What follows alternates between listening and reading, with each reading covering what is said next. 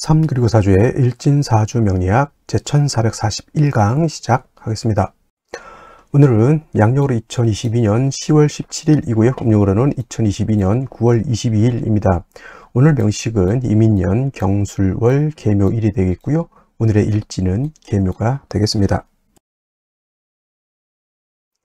자, 오늘 살펴볼 사주 명식은 일간은 계수일간이 되겠고 계수일간이 태어난 월령 술월이 되겠습니다. 자, 술월에 계수일간이 태어나게 되면 사주를 어떻게 배합하는 것인지 알아보도록 하겠습니다. 제일 먼저 일간이 제일 중요합니다. 오늘 일간은 어저께 임수에 대해서 공부를 했는데요. 어저께 임수의 다음으로는 천간개가 나왔습니다.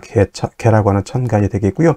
임수와 마찬가지로 음양 오행 중에서 오행으로 구분하게 되면 물의 기운을 가지고 있는 것이 바로 개수가 되겠고, 수의 기운, 물의 기운이라고 하는 것은 차가운 냉기인데 이는 얼음을 얼 정도의 수십도, 영하 20, 30도, 40도, 50도 떨어지는 엄청난 혹한의 차가운 기운을 수의 기운이라고 이렇게 표현하게 됩니다. 그리고 어저께 공부했던 임수도 마찬가지로 똑같은 물의 기운을 가지고 있는 것이고 똑같은 냉기를 뜻하는 것이죠. 임수가 차가울까요? 개수가 차가울까요? 차가운 것은 음이 극에 이른 것이 바로 개수이기 때문에 이제 개수가 더 차갑다라고 봐서 여러분들 여름에 조우를 할 때 임수보다는 개수가 조우하는 용도가 크다라고 하는 것이 임수보다는 개수가 더 차갑다라고 하는 개념도 있기 때문에 그렇게 설명을 드렸던 거고요. 그 다음에 임수 개수를 다시 음과 양으로 구분하게 되면 어저께 공부했던 임수는 양의 기운을 가지고 있는 양수가 되는 것이고요. 그 다음에 오늘 공부하게 되는 개수는 음수. 그래서 음을 대표하는 것은 양수인 임수가 아니라 음을 대표하는 것은 음수인 개수가 음을 대표하고, 양을 대표하는 것은 음화인 정화가 아니라 양화인 병화가 양을 대표한다. 그래서 병화개수, 즉 지극한 양은 병화가 되는 것이고 지극한 음은 바로 개수가 된다 정도는 기본적으로 알아두셨으면 좋겠고요. 그리고 어저께 공부했던 대임수라고 하는 것은 같은 물이라 하더라도 양의 기운을 가지고 있는 것은 크고 넓고 깊다. 크기로는 개수보다 임수가 큰 것이고요. 깊이로도 개수보다 임수가 더 깊은 것이고요. 넓기로도 개수보다는 임수가 더 넓은 것이죠. 그래서 임수를 물상에 비유할 때는 대해수에 비유를 한다. 즉 바다라든가 태평양, 대서양, 인도양 같은 바다 또는 강 또는 호수 같은 거 이렇게 비유를 합니다. 강도 작은 하천 이런 개념이 아니라 저기 미시시피 강, 나일강, 한강, 이렇게 중국의 양자강 이 정도 큰 강을 말하는 거고요. 호수도 작은 우리 둔벙 같은 거 이런 게 아니라 진짜 호수 하나가 한반도 전 남북한 합친 정도 크기가 정도 되는 그런 호수가 진짜 임수를 대표하는 호수가 되는 거죠. 그 호수에는 고래도 살고 돌고래도 살고 원래는 그것이 바다였다가 땅이 융기함으로 인해서 물이 갇혀짐으로 인해서 이제 호수가 됐는데 역시나 그 크기라든가 넓기 거의 바다 정도까지는 아니더라도 그 정도의 크기, 즉 한반도 이상 되는 그러한 크기의 호수 정도 돼야 우리가 대해수인 임수 정도, 양수인 임수 정도라고 볼 수가 있는 겁니다. 그래서 개수하고 임수하고 같은 수라 하더라도 이렇게 큰 차이가 있는데 지금 임수는 대해수라고 했고요. 개수라고 하는 음수는 어떤 우로수라고 표현하죠. 물상으로는 하늘에서 내리는 이슬비 같은 개념, 하늘에서 내리는 이슬 같은 개념이고요. 지상에 있을 때는 옹달샘과 같다. 사람이 마실 수 있는,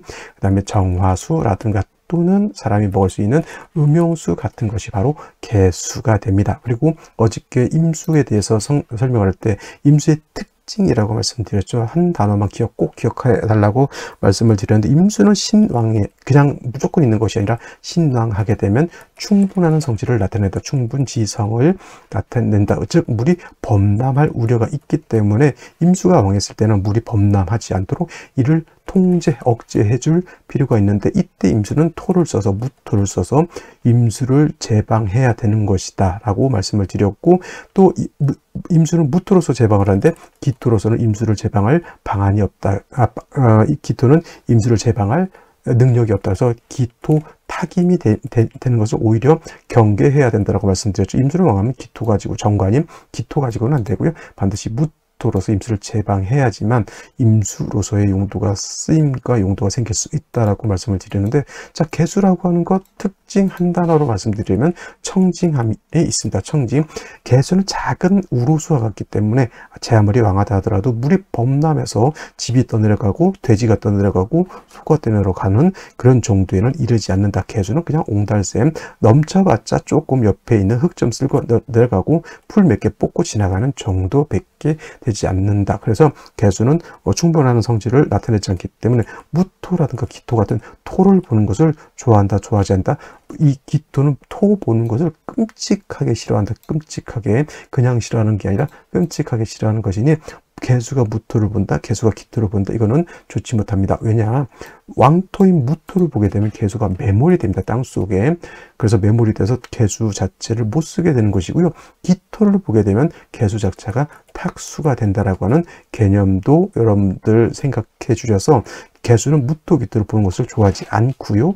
만약에 혹여라도 사주에 개수가 무토, 기토를 봤다, 반드시 그 토는 뭘 해야 된다? 제거해 줘야 된다. 이때 토를 제거해 주는 것은 간목이라고 하는 것으로서 제거해 줘야지 제거가 되고, 을목은 무토, 기토를 제거할 능력이 떨어진다. 있어도 쉽게 말하면 청소를 해야 되는데, 청소를 하려면 완벽한 청소 도구가 있어야 되는데, 그냥 뭐 양말 벗어가지고 좀 닦아낸들 그 청소가 되지 않는다. 이렇게 보면 되겠습니다. 그래서 개수가 토가 있어서 문제가 될 때는 간목을 쓰는 것이지, 을목은 써도 용도가 없다라고 하는 것. 그것은 뭐냐, 핵심 개수는 청징함에 있기 때문에 사시사철 개수는 이 청징함이라고 하는 것을 잃게 되는 순간 개수는 개수로서의 용도가 없다. 제가 말씀드렸던 것, 개수는 사람이 먹을 수 있는 음용수와도 같은 것인데, 탁기가 있으면 사람이 먹을 수 없습니다. 그러면 음용수로서의 가치가 떨어지는 것과 같다. 물을 마실 때는 맑고 깨끗하고 시원한 물을 먹어야 먹은 것 같지, 뿌옇게 이상한 것이 끼어 있거나 뭐 이물질이 둥둥둥둥 떠 있다, 그 물은 먹을 수 없다. 차라리 그런 물은 어떻게 했다, 정수기에 걸러면 먹을 수 있죠. 그 정수기 필터 역할을 하는 것이 바로 이 간목이다 정도 생각하시면 되겠고요. 또 개수라고 하는 것은 작은 수이기 때문에 조금만 고여 있어도 금방 후패되죠. 개수가 마르게 되고 또는 이끼가 끼거나 하게 되면 탁수가 됩니다. 그래서 개수라고 하는 것은 계속 물이 흘러야 되죠. 물이라고 하는 것은 고이면 썩게 되어 있다. 특히나 임수 같은 경우는 자체가 너무 크기 때문에 스스로 자정작용을 하겠지만은, 개수는 작은 물이기 때문에 스스로 자정작용을 할 수가 없습니다. 그래서 개수라고 하는 것은 물론 간목으로서 탁기를 제거할 수도 있겠지만, 더 좋은 것은 개수라고 하는 물이 계속 유입이 돼서 계속 흐르는 것이 중요한 것입니다. 그래서 개수라고 하는 것은 항상 금인성으로서 금생수 해주는 것을 필요로 하는데, 이때 금생수 할 때 필요한 것은 경금보다는 신금으로서 개수를 생주해 주는 것을 좋아하고요. 반대로 금이 너무 많으면 금다수탁이 될 수 있다라고 하는 것도 여러분들 기억해 두시기 바랍니다. 그래서 여러분들 제가 이렇게 금다수탁이다, 뭐 이렇게 기토탁입니다, 이렇게 단어를 쓰게 되면, 물론 제가 이거를 이제 설명할 수도 있지만 그냥 단어만 툭 던져 놔놓고 설명 없이 지나갈 수도 있습니다. 이를 알면 그냥 들으시면 편할 텐데, 만약에 이 단어가 좀 잘 모르겠다라고 하면 댓글을 남겨주셔도 되고요.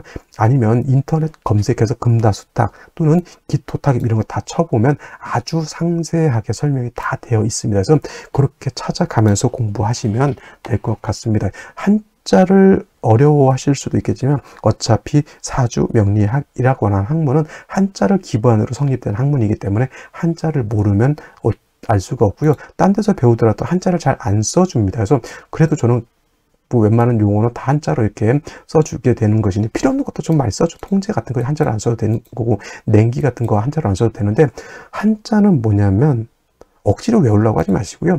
보면 볼 때마다 한 번씩 눈으로 익혀두면 됩니다. 그리고 이름 할 때도 어차피 이름 장면 같은 거 할 때도 어차피 한자를 많이 눈으로 봐놓는 것이 좋거든요. 그래서 여러분들 한자를 두려워하지 마시고요. 그렇다고 외우려고 하지 마시고, 이렇게 써드리면 대해주는 큰 대자, 바다자, 물주자 이렇게 쓰는구나, 강우주는 이렇게 쓰는구나, 이 정도만 알면 되고, 특히 명리 용어 정도는 한자로 알고 있어야지만 그 의미를 잘 이해할 수 있다. 금다수탁 뭐예요? 금이 많아서 수가 탁해진다라고 하는 개념. 이렇게 한글로만 금다수탁 써놓으면 나중에 그게 뭔 말인지 모르거든요. 그래서 한자를 같이 공부하시면서 하면 오히려 어려운 것이 아니라 재밌습니다. 재밌습니다. 자, 그래서 일단 개수 여기까지 설명을 드리고요. 다음에 술월에 대해서 알아보도록 하겠습니다.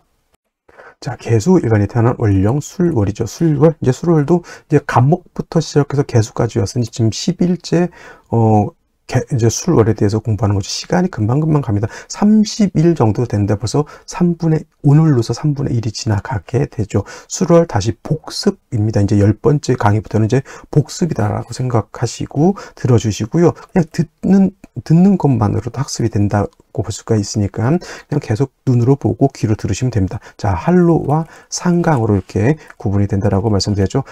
유월에서 술월로 넘어갈 때는 반드시 한로 절입 시간이 되어야지만 바뀌게 되는 것이고, 상강은 상강 나름대로의 의미는 있겠지만은 월이 바뀌는 명리학적인 어떤 의미는 좀 떨어지는데, 일단 상강이라고 하는 단어가 설이죠. 이슬로에서 설이상으로 바뀌었습니다. 이슬은 물이지만 설이는 살짝 얼은 거죠. 우박은 아니지만 그래도 약간 이제 기온이 그만큼 하강해져 있다. 그래서 술월은 기온은 저온이 차갑습니다. 그리고 얼음이 정도의 차가운 것은 아니지만 저온이면서 술월의 술토는 마른 땅이죠. 건조합니다. 술월의 조건 저온 건조하다. 조금 있으면 설이 걸고요. 조금 지나면 얼음이 어는 겨울로 넘어가는 또 환절기가 바로 이 술월이 되겠습니다. 술월은 신유술 서방에 해당되죠. 신유술 서방이라고 하고요. 그 다음에 신유술 서방은 기본적으로 금이 왕한 계절인데, 신월은 금의 임간지가 돼서 금이 왕한 것이고요. 그 다음에 유월은 금의 제왕지가 되는 것이니 금이 왕한 것인데, 술월은 금은 쇠지가 되지만 토는 월령 자체가 토가 왕한 계절이기 때문에 술월은 토가 왕한 토왕절이다라고 하는 것 꼭 명심해 두시기 바라고요. 신유술에서 금이 왕하다라고 하는 것은 실질적으로는 뭐가 왕하다? 신월과 유월이 금이 왕한 것이고, 술월은 토가 왕한 것인데, 예를 들어서 신유술 방합을 형성하게 되면 토왕절인 술월이라 하더라도 마치 신월 또는 유월과 같이 또는 그때보다 더 금이 더 왕해질 수 있다라고 하는 것 정도는 기억해 두시고요. 이러한 술월에 태어난 일간 개수가 되겠습니다. 개수, 임수는 금방 말씀드렸던 것처럼 대해수가 되는 것이고요. 개수는 우루수가 되기 때문에 물의 양이, 임수는 엄청난 방대한 물이지만은 개수는 작은 우루수가 된다. 그래서 월령 자체가 토가 왕한 계절이면서 매우 기온은 떨어져 있고 건조할 때, 임수는 그래도 세력이 있기 때문에 토가 있다 하더라도 능히 저거를 감내해낼 수 있는 능력과 저력이 있는 것이 바로 임수대해수이지만, 개수는 작은 우루수라 그랬습니다. 작은 이슬이 큰 토를 만나면 금방 토에 의해서 빨려 들어가죠. 쉽게 말하면 작은 이슬이 있는데 물 먹는 하마가 있어서 바로 습기 제거하는 것과 똑같다라고 보시면 되겠습니다. 그래서 임수는 간목으로서 술토를 제거하는 용도로 먼저 간목을 쓸 수 있지만은, 개수는 임수하고는 달라서 먼저 내가 존립하지 않는 상태에서 간목을 쓰게 되면 개수는 금방 어떻게 된다? 증발돼서 날아가거나 토에 의해서 토국수에서 금방 매몰이 될 수밖에 없다라고 하는 것이 개수가 양수인 임수와 다른 점이다라고 볼 수가 있죠. 그래서 임수는 간목을 써서 식신 제사를 할 수 있지만, 개수는 제사를 하기 위해서 먼저보다 일단 일간 자체가 존립을 해야 되는 것이니, 금이 있어서 금생수, 신금은 술을 생해서 금생수 해주죠. 토가 술을 극하는 것을 토생금, 금생수 해서 관인상생 이렇게 만들어주는 역할을 하게 돼서, 이렇게 신금을 얻게 되면 개수가 생을 얻어서 일단 내가 존립할 수 있다라고 하는 여건을 만들어 놓은 상태에서 뭐를 가져야 된다? 간목을 얻게 되면은, 이때는 어저께 임수가 간목을 봤을 때는 식신제살이지만 오늘은 요 상관으로서 토를 제해야 된다. 그러면 어저께는 칠설이지만 오늘은 이 개수 입장에서 술토는 정관이 되는 것이죠. 근데 상관으로 정관을 보게 되면 상관, 경관이 되는 것인데, 선생님 이거 그러면 안 좋은 사주가 되지 않겠습니까? 라고 물어보지만은, 개수 자체가 관을 좋아하지 않습니다. 오히려 기토보다 더 안 좋게 보는 것을 무토, 술토, 왕토로 보는 것을 더 안 좋게 되는 것이니, 이것은 제하는 것이죠.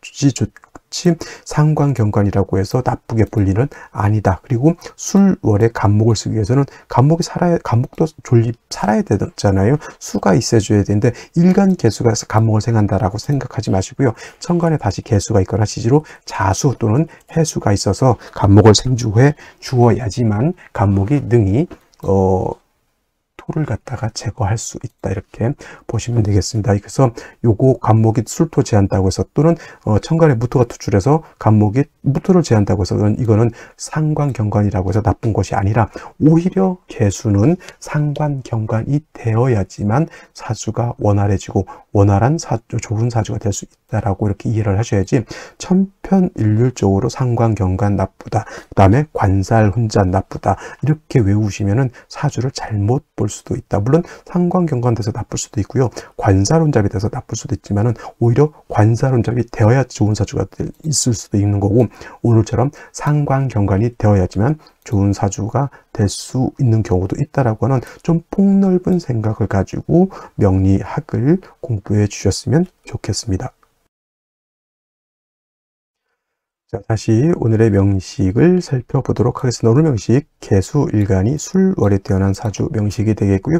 일간의 특성, 월령의 특성을 아는 연후에는 반드시 격국이 어떻게 짜여져 있느냐를 살펴봐야 되는데, 이 격국이라고 하는 것, 일간과 월령과의 관계를 살펴 사주 8글자가 어떻게 구성되어 있느냐를 놓고 보는 것인데, 일단 일간 개수라고 하는 것은 음수가 되는 것이고요. 월지에 있는 술토라고 하는 것은 양토가 됩니다. 대 양의 관계가 성립되는 것이고, 토라고 하는 것은 수를 극하는 관계가 되는 것이니, 저 월지에 있는 토는 일간 개수를 극하는 관계죠. 극아자라고 이렇게 표현을 하고요.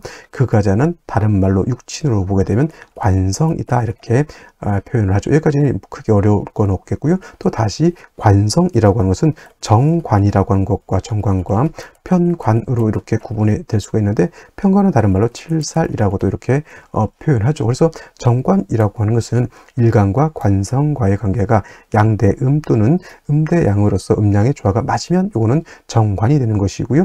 편관 또는 칠살이라고 하는 것은 일관과 관성과의 관계가 양대양 또는 음대음으로서 음양의 조화가 맞지 않는 것이니, 어저께 임수인 양수가 월지 술토인 양토를 봤을 때는 제가 어저께 칠살격 또는 편관격이라고 이렇게 말씀을 드렸고요. 오늘 같은 경우에는 음양의 조화가 맞는 것이니 요거는 뭐다? 그렇죠. 정관격이 된다라고 볼 수가 있겠습니다. 정관격. 단 중요한 것은 월지에 있는 술토가 월령을 득해서 왕한 반면에 개수 자체는 약하니까 관은 왕하고 일간 약하다 신약, 관 왕한 그런 사주 국세가 된다 라고 해서, 토가 많으면 많을수록 개수는 탁해질 수도 있고 심하면 매몰될 수도 있으니 술월의 개수는 임수와는 달리 먼저 일간 개수가 존립해야 된다. 그래서 금은 신금을 얻는 것이 좋겠고요. 그 다음에 개수를 얻은 연후에 간목으로서 저 토를 갖다가 제거 또는 억제시켜주는 것이 필요한 사주 국세가 된다고 말씀을 드렸는데, 일지를 보게 되면 묘목이라고 하는 것을 봤고요. 그 다음에 연지를 보게 되면 인목이라고 하는 것을 또 봤습니다. 그래서 이렇게 되게 되면은 술월에 묘술합도 되지만 또 식신상관이 또 많아지게 되죠. 이 개수 일간 자체가 뿌리가 없는 상태에서 관이라고 하는 것은 나를 공격할 것이고요. 그 다음에 뿌리가 없는 개수 약한 상태에서 식상을 이렇게 보게 되면은 개수가 더욱더 약해진다. 이런 상태를 극설교집이라고 해서 매우 좋지 못한 상태라고 볼 수가 있고요. 반드시 개수 일간 자체를 생조해 줄 수 있는 인성이라든가 하다못해 비견 또는 겁재라고 하는 것이라도 봐야지만 개수가 존립할 수 있다. 월간의 경금이라고 하는 정인이 술정신금이 뿌리를 뒀다라고 해서 투출이라고 봐도 크게 무방할 것 나쁠 것 같지는 않고요. 정인인 개수가 이렇게 투출되어 있어서 신금이었으면 좀 더 좋을 수 있을까 이렇게 하지만, 일단 이때 지금 개수가 말라서 지금 비틀어져 가지고 존립하느냐 마느냐 상태에서 경금이 좋으냐 신금이 좋으냐가 중요한 게 아니라 일단 금을 얻어서 나를 생조해 주는 것이 필요하고요. 그 다음에 연간에 임수라고 하는 것이 있어서 이거는 겁재가 되겠죠. 겁재가 있어서 나를 또 도와주는 형제 자매가 도와주고 나의 엄마가 나를 도와준다. 환경은 안 좋지만 나의 엄마, 나의 형제 자매의 의해서 내가 조금 도움을 받는다 이렇게 생각하셔도 되는데, 아무리 형제 자매 부모의 도움을 받는다 하더라도 내가 지지의 뿌리를 얻어서 내가 능력 있는 것이 더욱 더 필요하다라고 볼 수가 있겠죠. 하여 일단 생시에서는 뭘 봐야 되냐면 인성의 금을 다시 보거나 비견겁제를 다시 봐서 일단은 개수일간이 살아나는 것이 더 중요하겠고요. 만약에 인성이라든가 비견겁제를 생시에서 보게 되면 사주가 108백중보다 한습해질 것이다. 그러면 이렇게 되면 어떻게 해야 된다? 바로 화가 있어서 조우할 필요성이 있다 이렇게 보는데, 제가 봤을 때 오늘 명시 구조는 물론 일간 개수가 뿌리가 없는 것도 문제이지만 요거 임목에다가 묘목까지 이렇게 쌍으로 갖고 있으면 대운에서 좋지 못한 현상들을 만날 수 있다라고 하는 것을 생각해 두시면서 생시를 바라보도록 하겠습니다. 자, 생시 제일 먼저 임자시를 보도록 하죠. 임자시가 되게 되면은, 자, 3주까지만 놓고 봤을 때 개수일간은 뿌리가 없었습니다. 임목은 상관으로서 나의 기운을 뺏어가는 것이고요. 술토는 관성으로서 나를 공격하는 글자가 될 것이고, 묘목 또한 식신으로서 나의 기운을 뺏어가는 것이니 지지 3주까지만 놓고 봤을 때 뿌리가 없었던 데 경금과 임수에서 나를 도와주니 그나마 형제 자매 부모에 의해서 내가 좀 살긴 살았는데, 생시에서 자수와 임수를 보게 되면 개수가 여기에 뿌리를 둘 수 있다라고 하는 거고요. 그 다음에 겁진 임수가 다시 투출해서 나를 도와주게 되니 이거는 이제 일간 개수가 약하지 않다 이렇게 볼 수가 있겠습니다. 이거 사주가 좀 한습해져 있고요. 이렇게 되면 이제 화운을 만나는 것이 좋습니다만은, 제가 아까 요것과 요것을 말씀드렸는데, 왜냐하면 여명으로 태어났을 때 이렇게 가잖아요. 그러면 뭐냐, 기유대운 때는 묘유충을 당하게 되고요. 그 다음에 무신대운 때는 인신충을 당하게 되는 것이니, 자, 천간에 무토기토가 들어온다 하더라도 신유금이 나를 생해줄 것 같으나 묘유충, 인신충으로 인해서 이거는 이 대운 자체 20년 동안 초년운이 매우 불합리하게 흘러가는 것, 이거는 어쩔 수가 없어요. 생시를 아무리 임자시를 잡는다 하더라도 이거는 무조건 거쳐가야 되는 것이니, 이런 위험 부담을 안을 바에는 이 날을 선택하지 않아야 되는 것이죠. 그죠? 계묘일을. 왜냐면 이 무신대운 때 인신충 감안해야 되죠. 이거는 여명으로 태어나면 숙명과도 같은 것인데, 묘유충은 피할 수 있거든요. 왜냐면 날짜를 다른 날짜로 바꾸면 묘유충을 안 할 수 있는데, 굳이 이날 태어나서 그것도 딸내미 낳는데 초년에 묘유충 인신 당하게 해봐. 이거 매우 좋지 못하죠. 일간이 세력이 있다 하더라도, 물론 이제 화운 갔을 때는 금수가 세력이 있어서 이때부터 좀 나아진다 하더라도, 어렸을 때 이렇게 되게 되면은 공부가 잘 될까요? 인성을 충하게 되는 것이니 공부도 잘 안 될 것이고, 건강이 좀 안 좋아질 수도 있을 것이고, 그렇게 되는 것이니 이런 날은 특히나 딸은 딱히 낳지 않는 것이 제가 봤을 때는 좋을 것 같고, 개축 같은 경우 천간에 개수가 투출하더라도 역시나 축토 하나의 개수가 의지해야 되는 것이, 이건 극신약. 그 다음에 갑인시, 을묘시, 병진시, 정사시, 무오시, 기미시 등등등등 3주까지만 놓고 봤을 때 개수가 지지의 뿌리가 하나도 없었죠. 근데 여기서 갑인, 을묘, 병진, 여기서 무, 기미시 딱 잡는 순간 개수는 뿌리가 하나도 없습니다. 이런 상태에서 예를 들어서 대표적으로 하나만 딱 볼까요? 그러면 무오시를 볼까요? 무오시. 이렇게 잡아놨다. 이건 대표로 하는 거니까 이걸 다 통틀어서 말하는 거라고 생각하시면 돼요. 무오시가 되면 일단 일간 자체가 뿌리가 하나도 없습니다. 여기에 간신히 의지하고 있는 것이니 대운에서라도 금수운을 만나야 되죠. 그러면 남자로 태어나면 여기까지 금수운이고요. 여자로 태어나게 되면 여기까지가 금수운인데, 여자로 태어나면 묘유충, 인신충, 이거는 없는 것과 같다 생각하시면 절대 이 생시를 여자가 태어나면 된다 안 된다.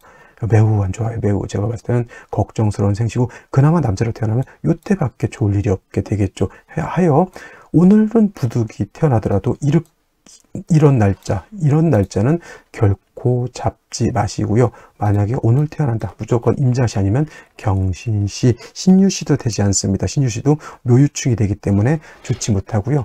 이렇게 되면 그래도 튼튼한 인성금을 얻었기 때문에 개수가 통관할 수가 있겠고요. 그 다음에 연간에 있는 임계수도 여기 통관을 할 수가 있게 되는 것이니, 목화운을 가더라도 그냥 여기에 의지해서 살 수가 있게 되죠. 그래도 여명으로 태어나게 되면 묘유충, 인신충을 벗어날 수 없다 해서 오늘은 여자아이는 딸은 낳지 않는 것이 제가 봤을 때는 좀 합리적이지 않을까라는 생각을 하면서 오늘 강의는 마치도록 하겠습니다. 월요일 한 주 시작 잘 하시고 행복한 한 주 시작되시기 바랍니다. 감사합니다.